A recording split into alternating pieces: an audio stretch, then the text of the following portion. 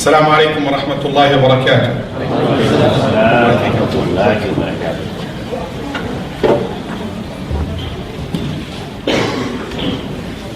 Now, I put it here, going to be center of focus.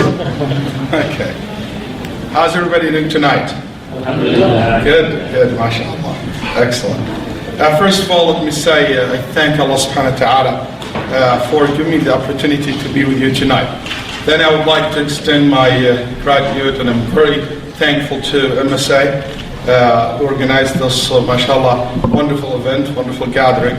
And I thank also the university for hosting this event. And I would like to say I will be, inshallah, with you for 2 weekends, this weekend and the next weekend in New Jersey. And I'm so happy and excited about that. And the best part of it that I'm going to be starting tonight, talking to you about the journey of the believer. And let me start with this. I believe that the Muslim's journey does not only start, and the real meaning of life does not only start after death. Actually, from the moment you're born, that's your journey. That this life is not in any way less important than the next. That's not in any way less important than the next. Because Muslims, they don't live this life and forget about the importance of it, and the expense of only thinking about the hereafter. Because this dunya, whatever you work, whatever you do today, you're going to see tomorrow. You're going to see tomorrow. That's why this dunya is very valuable, this worldly life is very valuable in our eyes.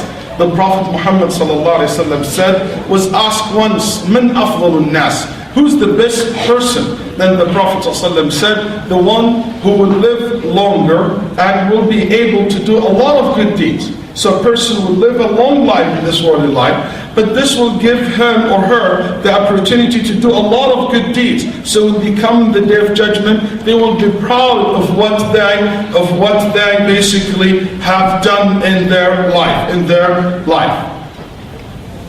My dear brothers and sisters, it is very important for us to live for a reason. Because those who stand for nothing will fall for anything. And those who live for principles, for certain goals in life, for things that they believe in, their life will make a lot of sense, And as Muslims, when we think about the purpose of our life, the goals, the things that we give in this life, no doubt that the most important goal for us is to fulfill what Allah has created us for, which is to worship Him subhanahu wa ta'ala. As He said, وَمَا خَلَقْتُ الْجِنَّ وَالْإِنسَ إِلَّا لِيَعْبُدُونَ. I have not created humans and jinn for any purpose but to worship me. And also Allah subhanahu wa ta'ala told us that He is the one جَعَلَكُمْ خَلَائِفَ فِي الْأَرْضِ, that He created you to live on this earth and to be generations after another, one generation after another.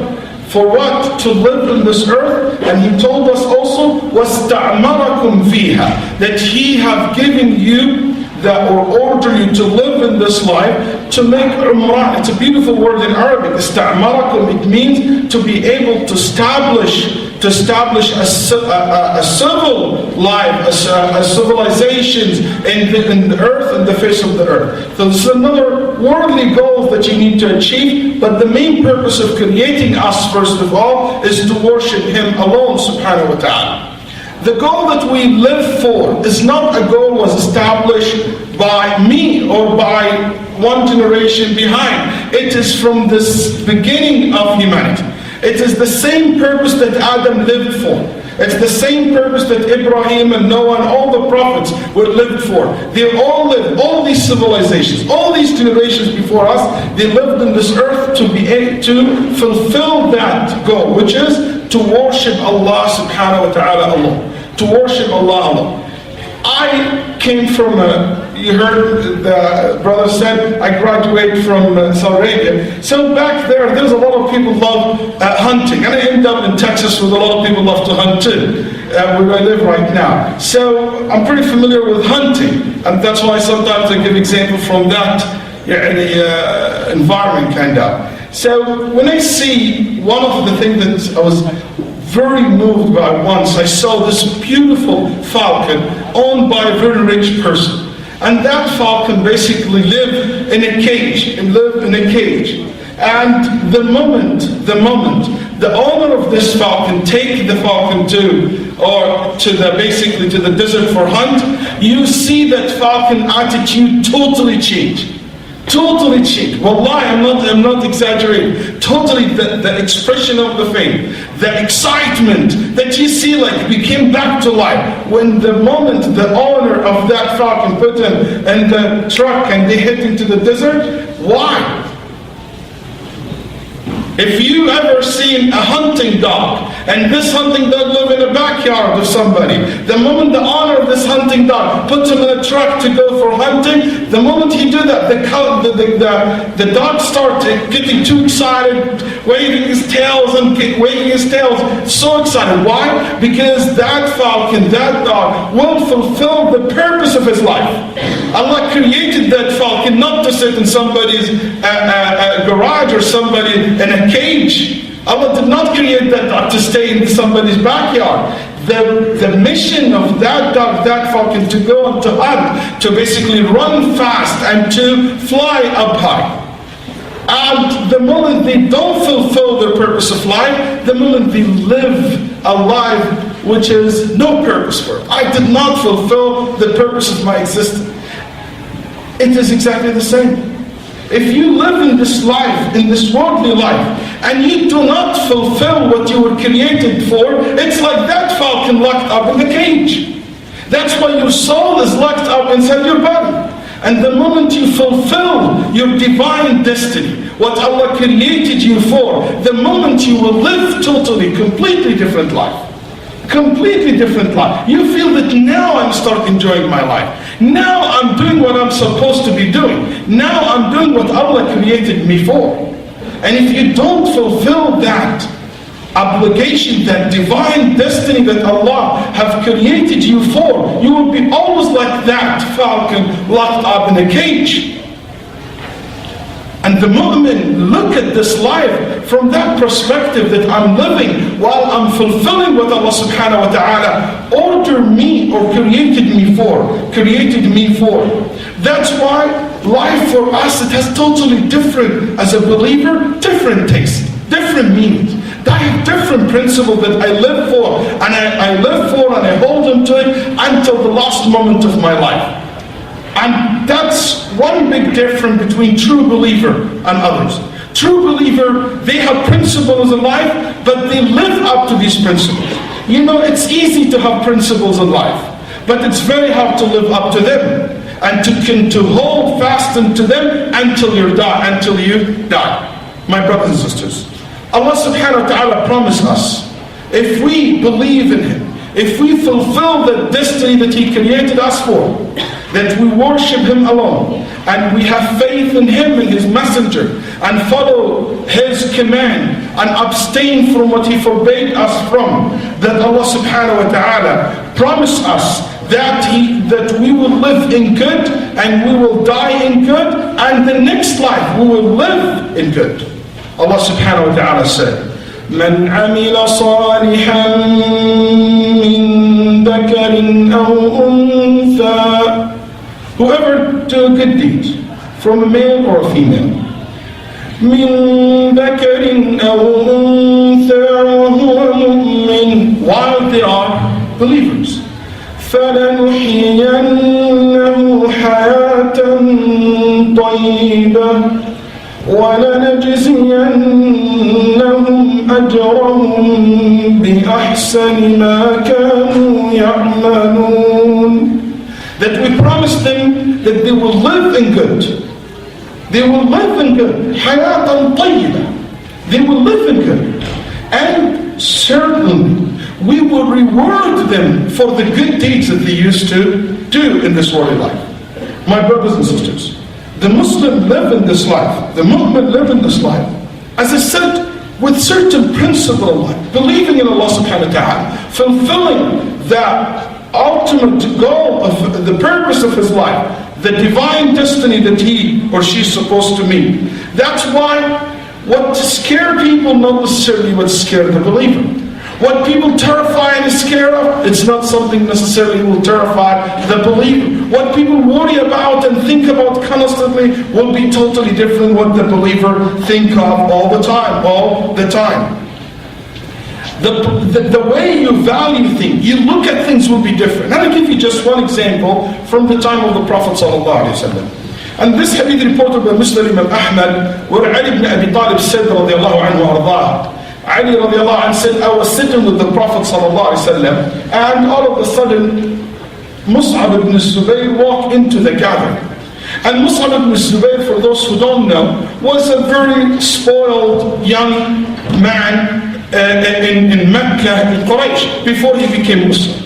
Even he would wear one shoes, his shoes will be brought from one country, and his shirt will be brought from another country, from two different countries. That's the style of Mus'ab ibn Zubayr. When he wear perfumes, he will wear perfumes that it will last for days on his clothes and for hours in the street that he walked in or walked through. So this is a very spoiled kid. And he walked, and the Prophet ﷺ said, when he saw him, he couldn't control his tears. Can you imagine the Prophet Muhammad ﷺ crying? His tears falling in his cheeks, ﷺ? Then definitely this will raise hundreds of questions in people's mind. And one of them definitely will be, why are you crying, Ya Rasulullah? Then the Prophet ﷺ said, لَقَدْ رَأَيْتُ هَذَا الْفَتَى بِمَكَّةَ وَمَا رَأَيْتُ أَعْطَرَ لُمَّةً مِّنْهُ. I've seen this young boy in Mecca before, and I haven't seen any more richer, in another word, like a person who lived a luxury life. He was, like we say, was living in the lap of luxury. And when he walked into the Prophet ﷺ masjid, he was wearing very old clothes, not that fancy clothes that he used to wear. He doesn't look that fresh as he used to be in Mecca. Why? For a simple reason, that his family did not support him financially anymore. Not because he became Muslim, he looked dirty. No, people must understand. No, because he became poor. He lost wealth. He lost the wealth. He lost the money. He lost all this access to this worldly life, worldly material things. He lost it. It's not by his choice. His family said, we're not going to give you any money. We're not going to support you. We're not going to do this to you. They kick him out. But he knows that the purpose of his life, the destiny that he needs to fulfill, not to collect wealth, not to be famous and to be a powerful person because of his family. They were a very powerful tribe in Arabia at that time. That's not why Allah created him. He knew at that time that the purpose of his life, it is to worship his Lord, which is Allah subhanahu wa ta'ala. Even if he lost the money, even if he lost the power, even if he lost the wealth, it doesn't matter anymore. Because you know what? I fulfilled my destiny. From inside, I'm living in peace and rest. I can deceive myself days and months, maybe hours and moments, thinking that I'm very happy. But in the end of the day, when I rest, when I settle down, and I think about myself, I'm really meeting my destiny. I'm fulfilling what Allah created me for or not. Mus'ab ibn Umayr fulfilled his destiny. That's why he never regretted that decision he took. Do you think Mus'ab for a second regretted that decision that he made? Do you think now in his grave he's thinking, wow, I missed a lot by being Muslim? No, he never. He had every opportunity to go back to his family. But as long as they did not want to accept what he decided to do in his life, he's not willing to compromise that. Because what he found in Islam, what he found in Iman, what he found in faith was more valuable, more sweet than what he used to have before being Muslims. My brothers and sisters, The mu'min live in this life, and it's totally different. Another example I share was way after the time of the Prophet ﷺ, with a great scholar, his name Shaykh al-Islam ibn Taymiyyah rahimahullah. One time he told him, if you don't stop what you're preaching, what you're doing, they will do this and this and that to you. Then he said a very beautiful way, beautiful statement. He said, إن جنتي وبستاني في صدري فهي معي أينما ذهبت. My Jannah, my enjoyment, my joy, it is inside my heart. It is with me wherever I go. You guys, what are you going to do to me? You're going to lock me up in jail? This is khalwa. It's like making i'tikaf. By myself, I worship Allah, I read Quran, I will be with Allah alone. And if Allah with me in that place, I don't care about anybody else. You're going to exile me and send me to another country? That will be an opportunity for me, basically, to visit a new country. وَنَفْيِ سِيَاحَ. It's like, I would get to see new people, another community, something new in my life. I don't mind. وَقَتْلِ شَهَادَةً. You killing me? You threaten me to kill me? If you kill me, I will die as a murderer, as a shaheed. You don't scare me. That's the ultimate optimism, I believe. A person willing to adjust himself to any situation that he will be in, and he will feel good in any situation that he will be in. It is why? Because he knows that he found that he is fulfilling what he was created for. The mu'min live in this dunya, as I said, as Allah subhanahu wa ta'ala said, يَا أَيُّهَا الْإِنسَانُ إِنَّكَ كَادِحٌ إِلَىٰ رَبِّكَ كَدْحًا. O mankind. And by the way, some of the mufassirin said, O mankind meant, Ya ayyuhal insan, meant that the verse, yes, the word very general, mankind, but it is meant to be specifically to the believer. Ya ayyuhal insan al-mu'min. So many mufassirin, interpreter of the Quran, said that this verse in particular related to the believers. And it's beautiful. إِنَّكَ كَادِحٌ إِلَىٰ رَبِّكَ كَدْحًا. You are going to struggle in this world of life. You're going to live and there is a struggle. This life is not easy. This life is not easy. Even the way you come out of your mother, it is a struggle until you be pushed out, the way she let you go out of her body, the way you live your life, it's a struggle from the day one, and that's the nature of life. That's the nature of life. Then he said, فَمُلَاقِي. Then you will meet your Lord. So the mu'min live in this life until a moment will come, nobody has doubt about it.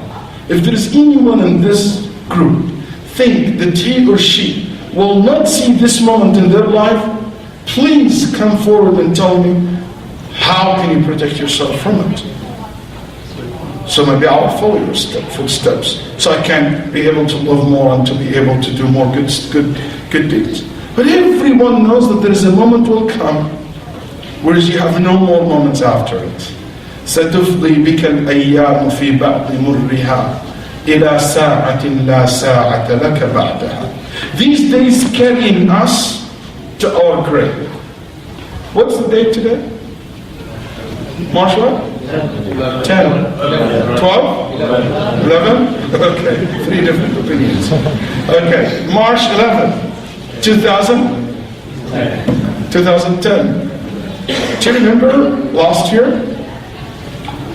Can you believe? Yes, exactly, 2009. 2009, and now we are living in 2010. Do you know that you are now, from last year, March last year, you are 1 year closer to your death. You are 365 days closer to your death. You have walked 360 days already to your grave. You've been walking since last year 360 days non-stop. You did not stop a single day. Every day you're walking to your grave. And tomorrow you will take one more day of walking towards your grave. And after every day goes by, until one day will come and you will run out of days. There's no more days. There's no more days. All of a sudden, that's it. It's death. As simple as that. Al-Hasan al-Basri used to say, the death is this death is one thing nobody has doubt about. All humanity knows for sure that they will die. But they're treating death as if it is the most doubtful thing. And let me tell you, there is no cheating death and Final Destination movie, stuff like that. You know, it doesn't work in real life like it does. I'm cheating death. You don't cheat nothing. إِنَّمَا أَجَالٌ مَكْتُوبَةٌ. The destiny are written already. There's one of the Mufassirin said a story that the angel of death, when he visited Prophet Sulaiman, he saw a man in the gathering, and he looked straight to his eyes, and the guy gets scared. He said, why the angel of death is looking to me? You know, I don't want to be sitting here. He ordered Sulaiman, Allah gave him a power to have control over jinn and over the wind, and he said, I want to live far away from here. And he sent him to a country far away from where Sulaiman lives.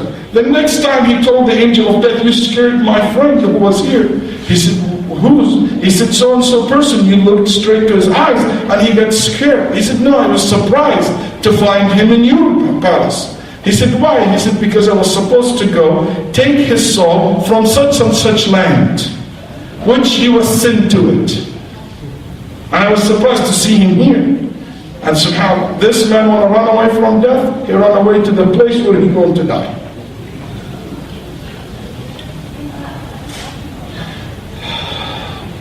The person, a moment will come where he realizes how short this life is. That you can see it in front of you, like a movie going very fast forward. Do you want me to prove to you that life, no matter how long your life is short? Have you ever tried this? You can try it even now. Try to close your eyes and to think about the last year. Try to close your eyes and try to think about the last year. What happened last year?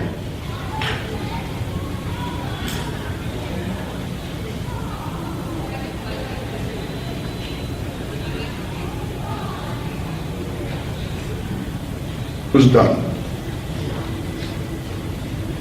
Wow, you guys have a lot of details. Did he say? You were able to remember all these were each day was 24 hours. It was a very long life. Now when you look at it back, you can think about the last 10 years in maybe 1 minute. Its life is short. No matter how you live it, in the end of it, it looks like that. Like when you close your eyes and think about the last year, you don't remember all these hours and days. You just remember certain incident. And when you come to death, you just see this life in front of you running very fast. And that's where you leave this dunya behind you. You leave this dunya behind you. And nobody knows when and how and where he or she will die. A friend of mine, a doctor, he said, a girl, she's about in her early 20s. I signed the discharge paper so she can leave the hospital. She's fine, everything came back from the lab fine. He said, it's 5 minutes or less. She got a heart attack and she died in the hospital. I run back to the room and I saw a face different than the face I just passed by not a long time ago. She died. She thought that this is, I'm made, I'm leaving the house. She died. And so many people thought that they will never die this time, and they die in this place, in this particular moment. And a lot of people think that they will die, and they never die in the time that they thought they were going to die. And Allah gave them long life.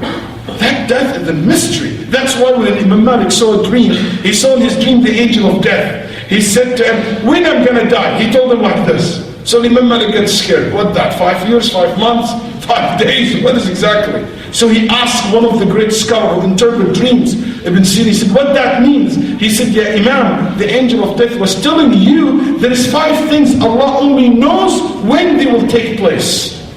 And one of them, when you're going to die. Nobody knows. Even the angel of death doesn't know it. He only knew about it when Allah informed him about it. So when a believer, that moment comes, which is an experience you never ever experienced before. Something for the first time. We never had somebody die and came back to tell us how death looks like. Yes, somebody get maybe close to death, his heart stopped for several minutes, then you bring him back to life. But somebody experienced the whole entire experience of death. We never had that. You never had this experience before. It's for the first time in your life. First time in your life to see angels. First time in your life to see your own soul that's inside your body, that you feel it when it's leaving the body. And it is such a hard process when it comes to leaving your body, because you're so attached to your body for all these years. For God's sake, if you have a shirt, okay, that you love so much and you're wearing it for a long time, and you want to get rid of it, to throw it away, because you're so attached to it, it's very hard to give it away. You always feel, I want to keep this, it has a good memory. It's such a good shirt, I was wearing it in this, you're so attached to it. That's a shirt, that's a shoes, a piece of jewelry. What a friend, what about your own soul and your own body? That's why the concept of death is hard, because separating the soul from the body, after all these years of attachment, is such a hard thing. And when this takes place, Allah subhanahu wa ta'ala telling us about the believer experience. And that's the beautiful thing about being Muslim. That yes, there's a lot of things we never experienced ourselves, but Allah told us in details how things will go. Allah subhanahu wa ta'ala describing the believer by saying, إن الذين قالوا ربنا الله ثم استقاموا تتنزل عليهم الملائكة ألا تخافوا ولا تحزنوا وأبشروا بالجنة التي كنتم توعدون. Those who believed in Allah, those who have faith and they believe in Allah, وَاسْتَقَامُوا, they stood fast, they were holding tight to the religion. At the moment of their death, angels will be descending. The angel will just take the soul out of the body. With it another angels, the angels of mercy, praying for you and giving you a glad tidings of two things. Allah takhafu, don't be scared or afraid. Because you don't know what's next. Human always afraid from the thing that you're not aware of. You know what's going to happen next, you're scared. So he said, don't be scared. And don't be sad. Don't be sad for whatever you're going to leave behind you. Your family, your wealth, the fun, whatever you think of, you're going to leave behind you. Whatever makes you feel sad, I'm going to leave all this, don't be sad. Because what is coming next is way better than what you left behind. What's coming next is not something you should be scared of. Those who believe and those who stood fast into the religion. And at that moment, the believer's soul leave the body. The Prophet ﷺ said, it's like, I don't want to ruin the podium. It's just a cup. Yeah. Do you see how smooth this goes? The Prophet ﷺ said, Kalma, it's like the water when it goes out of the... It's just smooth. I just want to drink. I just 2 in 1 actually. Okay. So the believer's soul leave the body in a very smooth way. It's like this, the water coming out of basically the vessel or the container, very smooth, very smooth. And the moment it leaves, angel will say, أخرجي حميدة إلى روح وريحان ورب راض غير غضبان.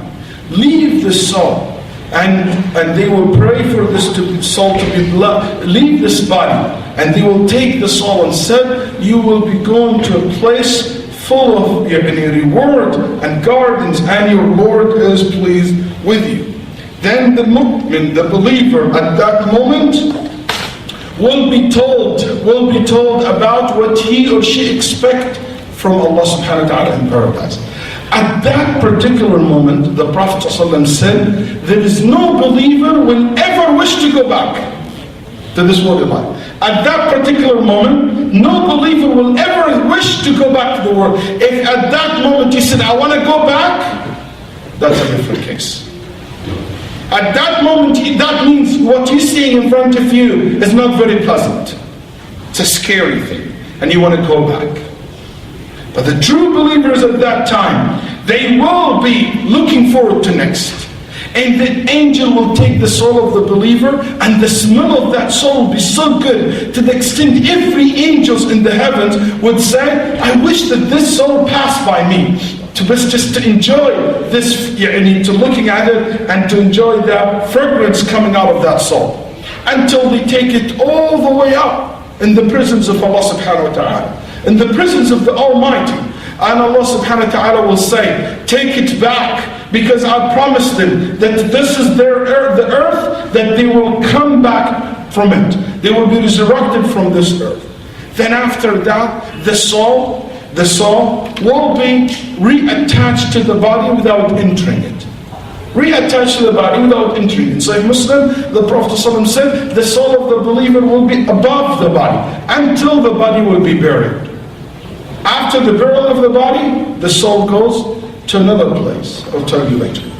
So the soul will be attached to the body until they do the funeral prayer, until they put basically the body in the grave. And when the person placed in his grave, Allah subhanahu wa ta'ala will send angels to question the believer, to ask them 3 questions in their grave. Who's your Lord? Who's the one that you worship? Who is your messenger? And what is your religion? Yes, it seems to be easy to say, hey, who's your religion? What's your religion? Islam. Who is your Lord? Allah, Muhammad. It's easy to say. But in the grave, you will only be able to answer based on your belief. And for us as Muslim, belief is not words of mouth. It's not feelings. Belief, it means that certainty in the heart and actions that the Muslim practices religion. That's what belief is. That's what belief is. So as much as the person committed and practicing, as much as his answer will be firm and easy. I have another doctor, he worked in the ER in one Muslim country. He said, I give shahada, I said to 21 persons die in front of me over my course or the period of time that I've been working in this Muslim country. He said 21 of them, I told them, say La ilaha illallah. I know they can hear it. He said maybe 3 only were able to say it. And the rest will say something else. I say La ilaha illallah. He said, doctor, mom, this, money, and some of them sing, and some of them say things like that. He said, when he swear by Allah, I know the person very good. Maybe 3, he said, this is my experience. So yes, it sounds easy, but at that moment, what really speaks is your faith, is not your tongue anymore. What really speaks is your soul, not your body anymore. And the believer will answer, as Allah subhanahu wa ta'ala said, يُثَبِّتُ اللَّهُ الَّذِينَ آمَنُوا بِالْقَوْلِ الثَّابِتِ فِي الْحَيَاةِ الدُّنْيَا وَفِي الْآخِرَةِ وَيُضِلُّ اللَّهُ الظَّالِمِينَ وَيَفْعَلُ اللَّهُ مَا يَشَاءُ. Allah support and aid the believers with the right answer in the dunya, it means in the grave, and in the hereafter when they stand before Him and when Allah question you. So the believer will say, Rabbi Allah, my Lord is Allah, my Prophet is Muhammad sallallahu alaihi wasallam, my religion is Islam. And the angel will tell him the glad tidings that came from heavens. أَلْبِسُوهُ مِنَ الْجَنَّةِ وَأَفْرِشُوا لَهُ مِنَ الْجَنَّةِ. dress him from Jannah. His soul will be dressed by a special cloth and materials made in Jannah. And basically his grave will become cool and light in it, and he will see someone have a very good looking, someone coming towards him. He said, who are you? Then the person in his grave would say, who is this person? Then that will say, Ana amaluka as-salih, I'm your good deeds. I'm your good deeds. I'm your charity. I'm the smile that you give it to your brother, to your sister. I'm the help that you offer the dead. I'm the prayer that you made. I'm the zakat that you give. I'm the fasting that you did in Ramadan. I'm this and this. I'm the good deeds to it. And when you organize this and you help that person, all these good deeds that we do, it will come in the shape of a person who is very good looking to comfort you, to give you a company in that place.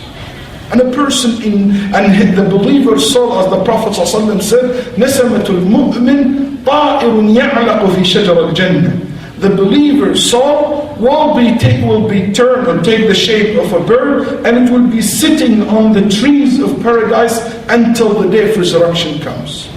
For the believers, the Prophet ﷺ said, the whole entire period between death and resurrection, no matter when you die.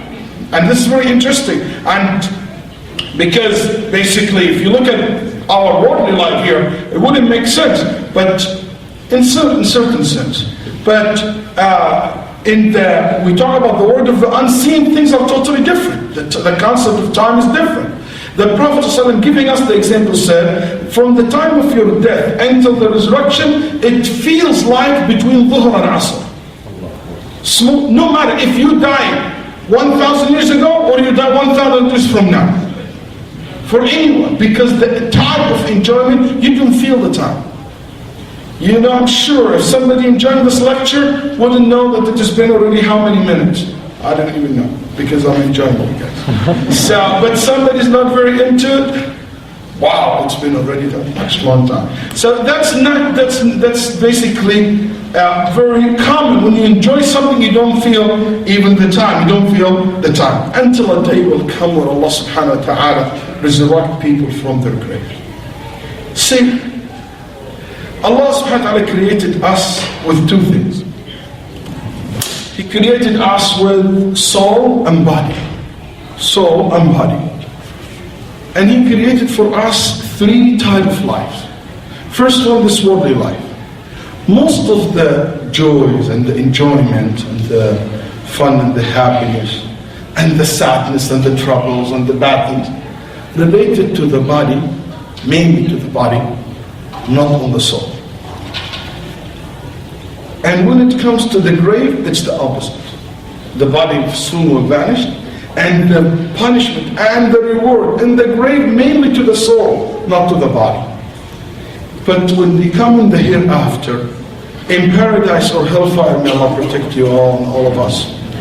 In paradise or hellfire, the enjoyment and the punishment, the reward, and basically the suffering is equally distributed between the body and the soul. So just equally distributed between the soul and the body. So when Allah subhanahu wa ta'ala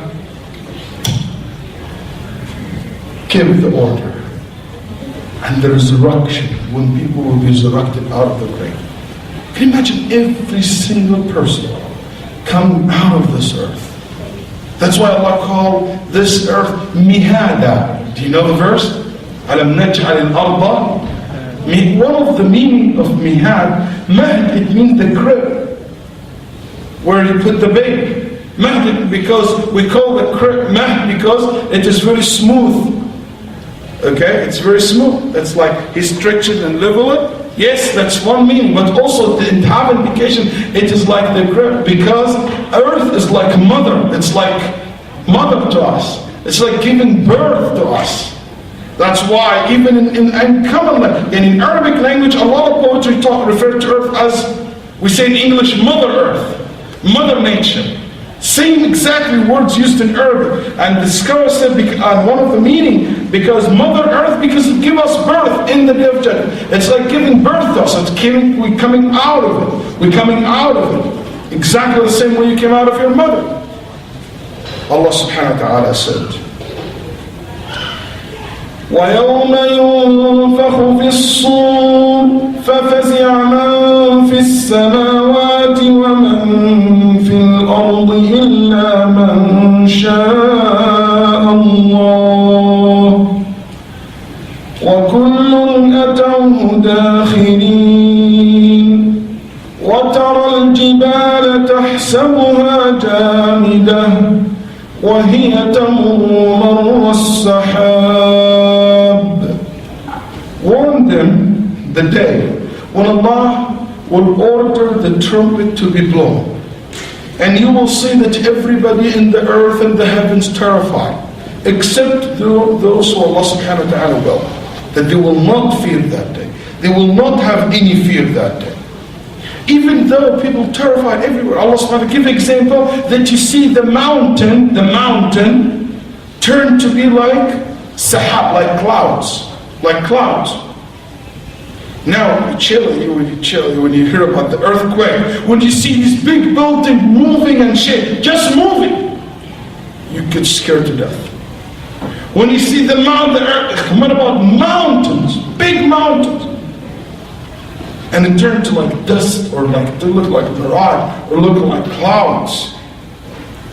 Allah subhanahu wa ta'ala said, يَوْمَ تَرَوْنَهَا تَذْهَلُ كُلُّ مُرْضِعَةٍ عَمَّا أَرْضَعَتْ وَتَضَعُ كُلُّ ذَاتِ حَمْلٍ حَمْلَهَا وَتَرَى النَّاسَ. Allah subhanahu wa ta'ala said, وَتَرَى النَّاسَ سُكَارَى وَمَا هُمْ بِسُكَارَى وَلَكِنَّ عَذَابَ اللَّهِ شَدِيدٌ. When the woman who breastfeeds will leave her baby, her infant. Can you imagine that? It's not like a kid who's 6 or 10 or 15, which is very difficult to leave, but even the infant that just suckles from her breast, she will put him down and will leave him, running to protect herself. And the pregnant woman will basically lay down her load. She will be leaving her loads coming out of her because of the fear. You see people look like trunk, like they don't know where they're going. And there is nothing wrong with them except that they are scared. They are scared. And that day, my brothers and sisters, where people regret the wrong thing that they did. وَأَنذِرْهُمْ يَوْمَ الْحَسْرَةِ, the day of regretting. When people regret the days that they wasted in life, the wrong thing that they did in life, that they didn't take advantage of life. What happened in that day? In that day that Allah subhanahu wa ta'ala described in so many verses in the Quran. What happened to the believers? What happened to the believers? Very simple. Allah subhanahu wa ta'ala told us about those who fear the day of judgment today. Now, me and you, who fear this day today, who thinking about it today, who preparing himself for that day. Allah subhanahu wa ta'ala told us about the believer. إِنَّمَا نُطْعِمُكُمْ لِوَجْهِ اللَّهِ لَا نُرِيدُ مِنْكُمْ جَزَاءً وَلَا شُكُورًا إِنَّا نَخَافُ مِنْ رَبِّنَا يَوْمًا عَبُوسًا قَمْطَرِيرًا. We're giving food to the hungry and to the needy, and we're helping the poor people. For what? Because we fear the day of judgment. فَوَقَاهُمُ اللَّهُ شَرَّ ذَلِكَ الْيَوْمِ. Allah protect them from the evil of that day. That's the result. That's the result, that Allah subhanahu wa ta'ala will protect them. The Prophet ﷺ said, Allah will never let you fear the day of judgment twice. If you fear it today, you're safe tomorrow. If you're careless about it today, if it never crossed your mind, when you're about to do what is haram, when you're about to say, or to eat, or to consume, or to do what is wrong and what is evil, and you know it is not allowed for you to do it, but you never cared about the day of judgment, that day you will fear it. That day you will experience that fear. But if you today protect yourself and you feel that day, Allah said, لا يحزنهم الفزع الأكبر وتتلقاهم الملائكة. They're not scared at that day. An angel will come approach them. هذا يومكم الذي كنتم توعدون. This is the day you've been promised. This is the day you've been promised. My brothers and sisters, at that day people taking their books, handle their books, and the believer, they take their books with the right hand in front of them, with honor. Others take it with the left from behind their back while they're facing down. Believer, take the book, and guess what? يقول هاؤم اقرءوا كتابيه إني ظننت أني ملاق حسابيه. Read my book, read what I used to do. I used to do, alhamdulillah, good things. I used to do what is right, what is good. I used to be good to others. I used to be a person who always, people expect nothing from him except what is good. إني ظننت أني ملاق. I always believe that one day I will come and I will be judged for my actions. The mu'min take this book, and in it Allah subhanahu wa ta'ala in the end would say, this so and so, my servant so and so, he has the right to go to Jannah Ali, to a very high level in paradise, to a very high place, which is the paradise, In this book, as I said, when you read it, when you look at it, you see all the words that you say, astaghfirullah, subhanallah, the salat that you made, the tears that one day maybe fall on your cheek when you raise your hand and you said, Ya Allah, I have done this and that, forgive me.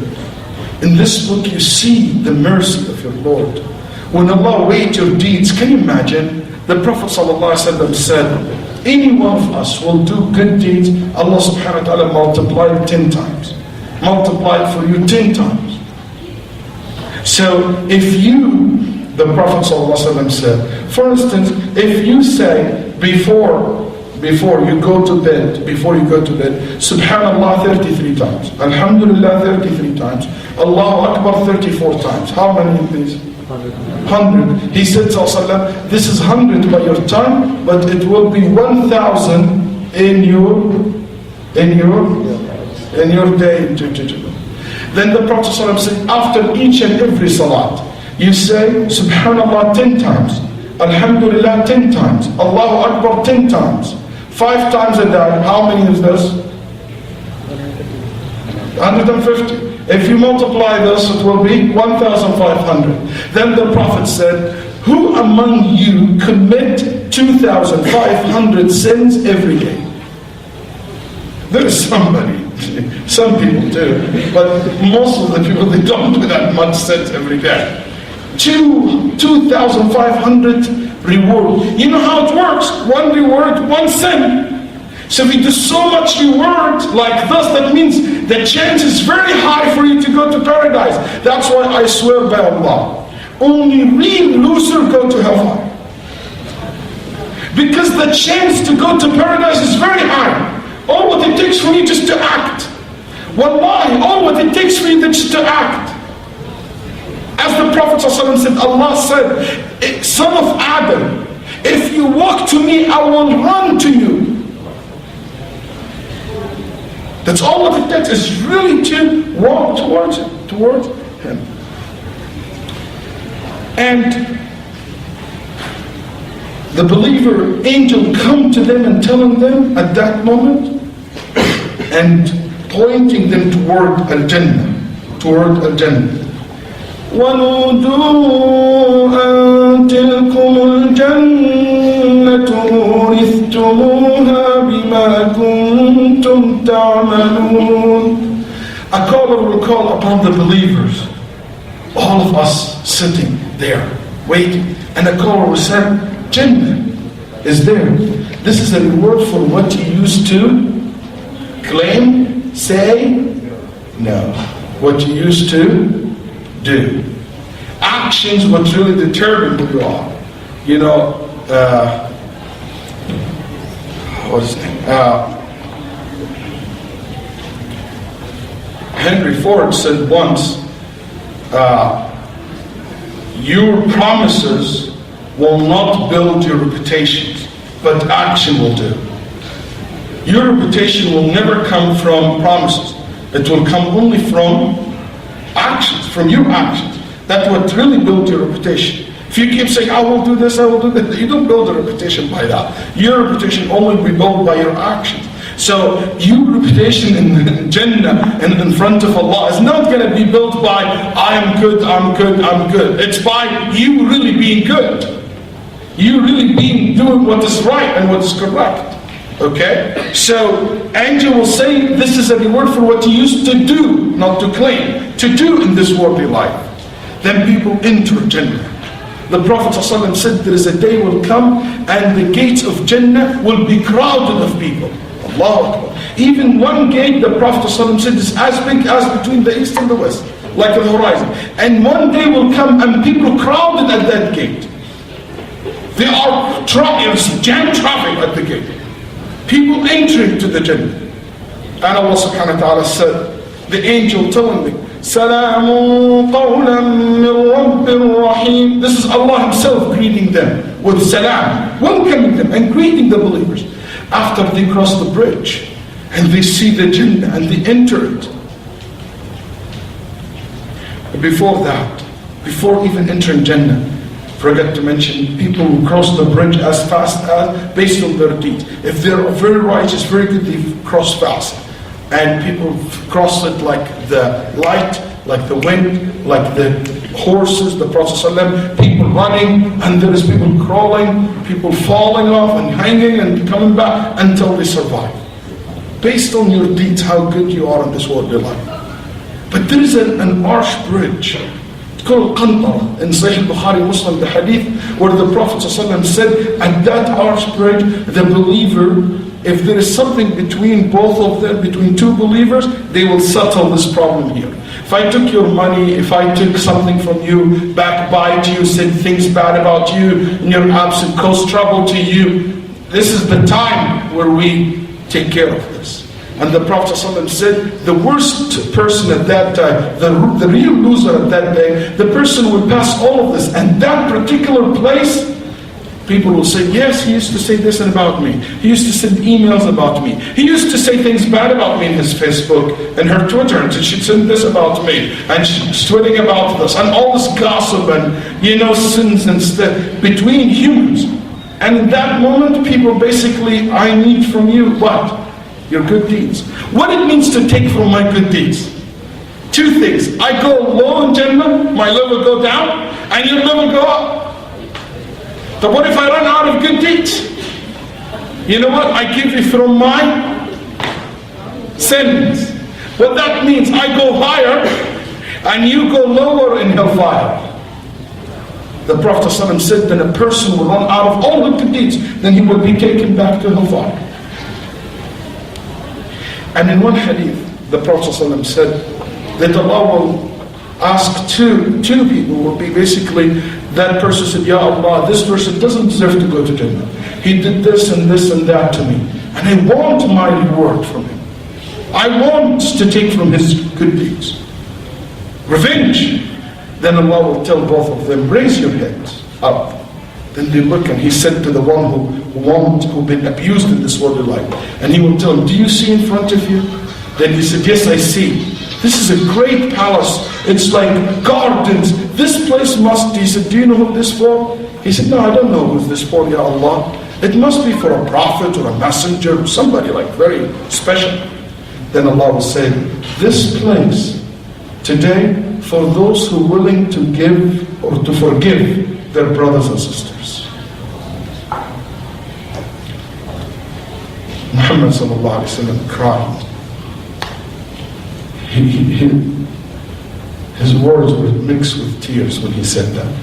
He said, if Allah tried to reconciliate between people in the day of judgment, so you Muslim, you believer, should try to reconciliate between people in this worldly life as well.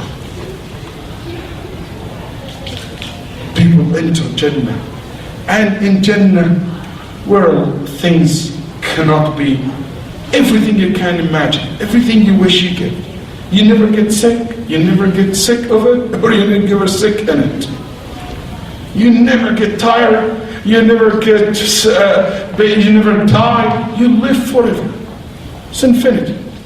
It's like living without end, and nothing boring, everything changed. Everything changed for you.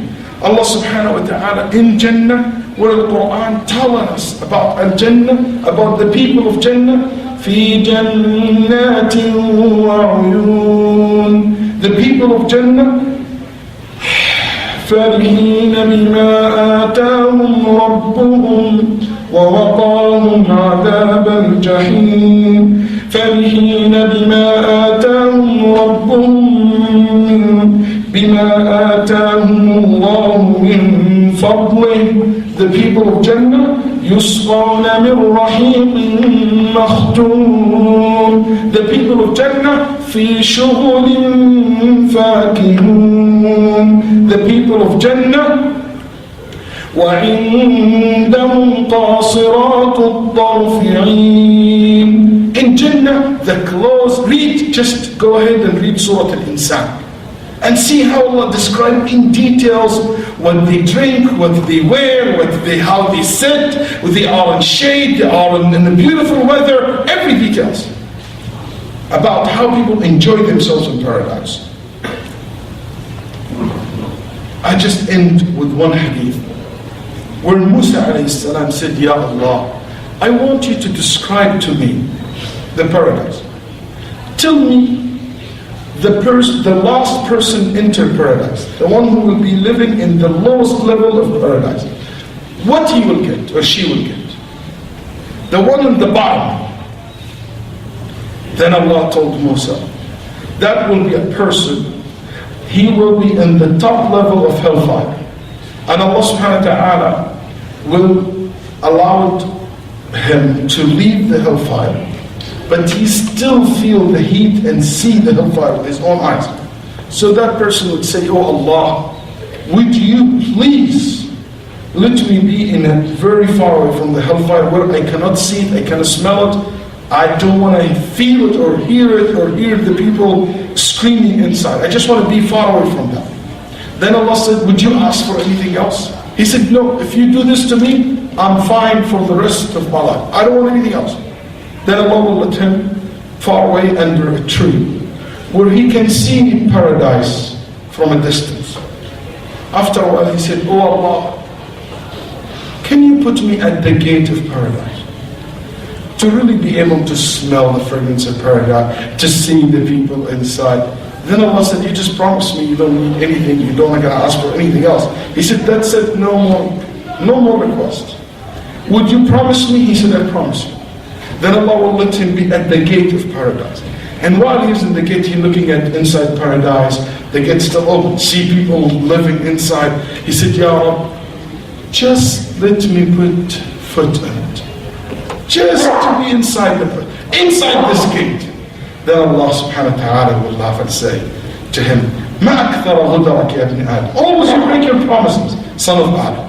You promised me you don't want anything, and now you want this. He said, Ya Rabb, just Jannah, enter and nothing else. The Prophet ﷺ said, this is the last person to enter Jannah, and the gate will be closed after him, after that person. And the Prophet ﷺ said, when he walked into the Jannah, Allah will say to that person, wish, what do you want? He said, I wish this and this and this and this and that. Then he said, wish. Then he said, I want this and this and this and this and that. And what else? This and this and this and that. This is the hadith, goes like this exactly.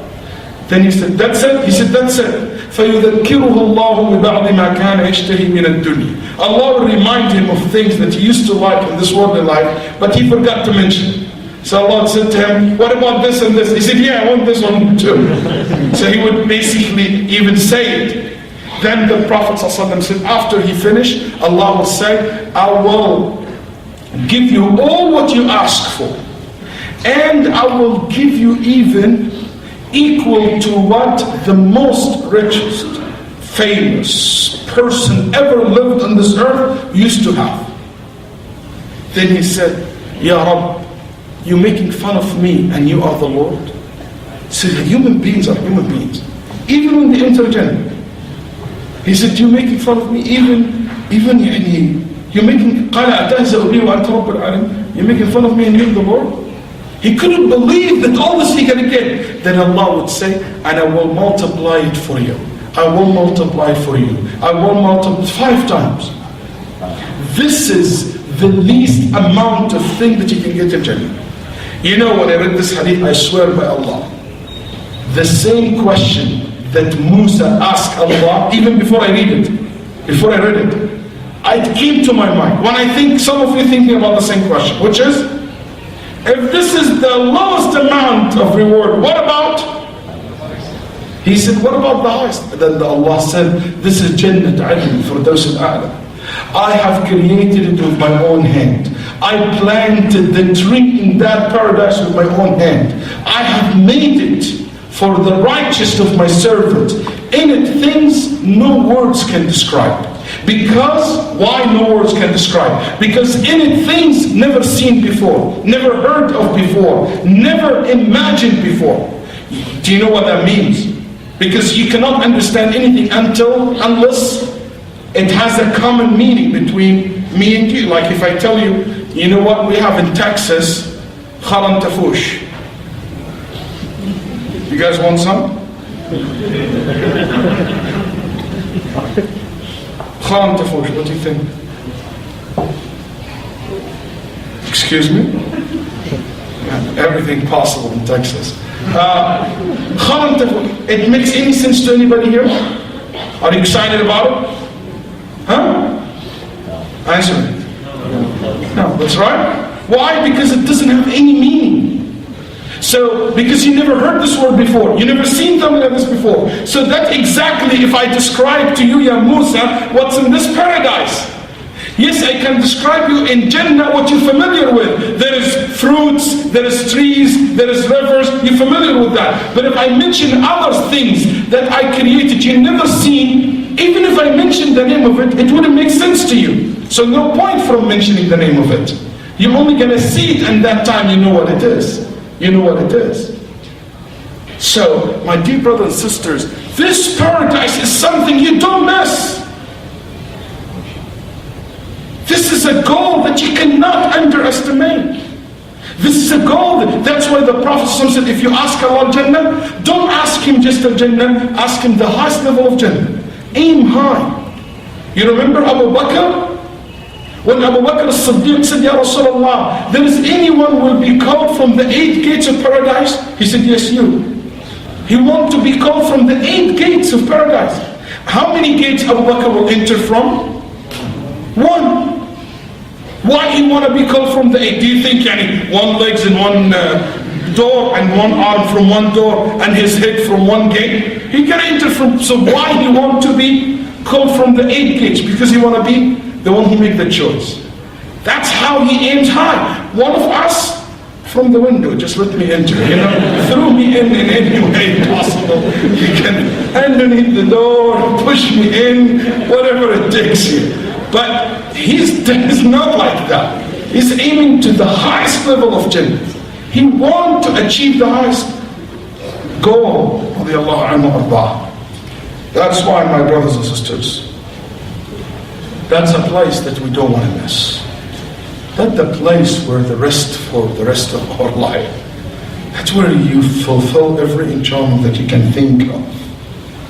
That's the place where Allah subhanahu wa ta'ala said, قُلْ بِفَضْلِ اللَّهِ وَبِرَحْمَتِهِ فَبِذَلِكَ فَلْيَفْرَحُوا هُوَ خَيْرٌ مِمَّا يَجْمَعُونَ.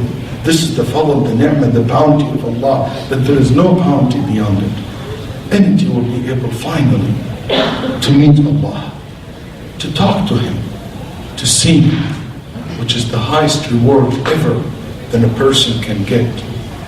وجوه يومئذ ناظرة إلى ربها ناظرة. They're looking at their Lord. And the Prophet ﷺ said, يحاضر ربكم كل واحد منكم في الجنة محاضرة. يعني مكالمة ما بينه وبين. Allah will talk directly to every person in Jannah, one to one. Nothing beyond this. That Lord that you've worshipped all your life, finally you get to meet Him. Subhanahu wa ta'ala. That's why the Prophet ﷺ said, أَسْأَلُكَ لَذَّةَ النَّظَرِ إِلَى وَجْهِكَ. Oh Allah, I ask you the enjoyment of looking at your face. This is an enjoyment, nothing beyond. And that's the highest things that the person can ever achieve in paradise. May Allah subhanahu wa ta'ala make us among the people of Jannah. May Allah subhanahu wa ta'ala make us among those who work hard for it. Because paradise needs from us a commitment. Abu Hurairah radiallahu anhu, upon his death, he said to the Muslims at that time, and to all of us, he said, أَلَا إِنَّ سِلْعَةَ اللَّهِ غَالِيَةٌ أَلَا إِنَّ سِلْعَةَ اللَّهِ الْجَنَّةِ فَشَمِّرُوا لَهَا. That Allah subhanahu wa ta'ala, the reward that He has prepared for you in next life is so high, is so valuable, which is paradise. And it needs for you to work hard for it. And it's always about this heart. I shared this story with some of you when I was teaching Raise of Faith before, but I think it's a very effective story. And it's funny, but it really has a great meaning that I hope that I leave you with tonight. Which is, a friend of mine was once shooting an episode, basically recording a lecture of him in Mecca. It was Ramadan, people spiritually very high, motivated. And my friend, every 15-20 minutes, the cameraman, he's a very heavy smoker. He always goes outside to smoke and come back. So my friend asked him, why don't you quit smoking, man? Then he said, like any smoker I've ever seen in my life so far, they have the same answer if they are Muslim. I told him, why don't you quit smoking? He said, Sheikh, ad'uli, pray for me. That's all the time, pray for me. I pray for yourself. I pray for you. I don't mind, but you have to act.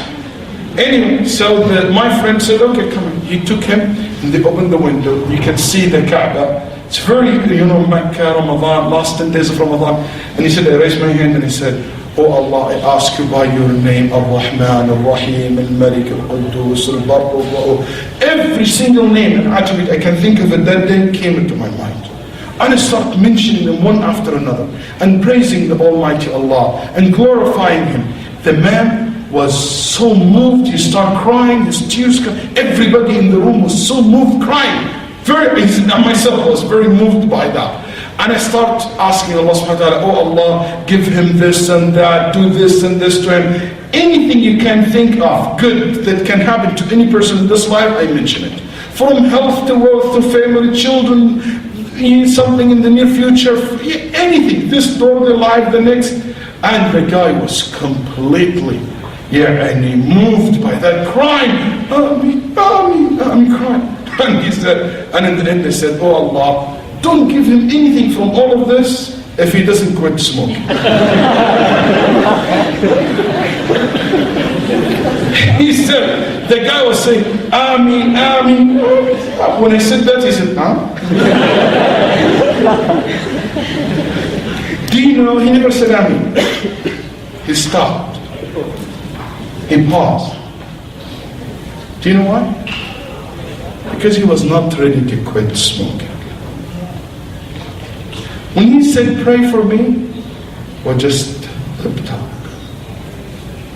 was not really from his heart. And there's so many of us like this. We just talk. But to act, to be committed, to make that decision, it is something else. And that's what you're going to be asked about. And today, Allah subhanahu wa ta'ala have made this to happen, to be a reminder to me, a reminder to every one of us. So we shall not have an excuse when we meet Him subhanahu wa ta'ala. Sallallahu alayhi wa sallam. Thank you very much for having me tonight. And I hope to see you inshallah in our program. And again, thank you for having